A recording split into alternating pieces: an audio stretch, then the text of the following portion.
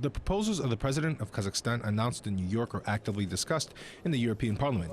Deputies particularly interested in the idea of transferring the headquarters of the United Nations in Asia and the opening of the International Center for Development of Green Technologies and Investment Projects in Astana. Parliamentarians believe that there is no coincidence that President Nazarbayev voiced from the rostrum of the United Nations such large-scale initiatives.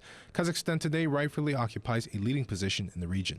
I would love to see more of that in the Security Council, and sooner or later we need to rethink the entire UN structure with regard to that. So if you want to be even more ambitious than that, then the Security Council or its functions should be broadened, and I believe, yes, a more balanced membership in the Security Council is an important but only a starting point. Whether international organizations like the UN would need to move manpower and resources into the region would partly depend on a lot of other things. It's not just a question of infrastructure, it's not just a question of location, it's not just a question of hospitality. All of these are present in Kazakhstan for that matter, that's for sure. But it's not just a question of place and money, but also a general legal infrastructure being present. It's not enough to find a particular spot for as a sort of the focal point for innovation. It also requires genuine collaboration between various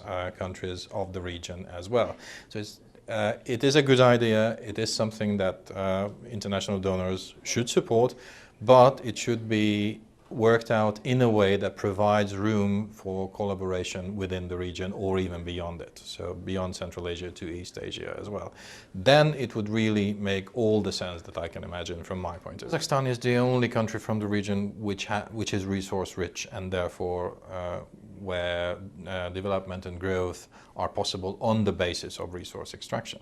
We know that, in my belief, hydrocarbon resources are just not the optimal way for fueling development or anything other than that. Nevertheless, I have seen some efforts in Kazakhstan to move away directly from this resource and move into other sectors, and once that takes place, then this may really take off as a long-term, large-scale development, and indeed Kazakhstan has the opportunity and has the possibility for this in the region.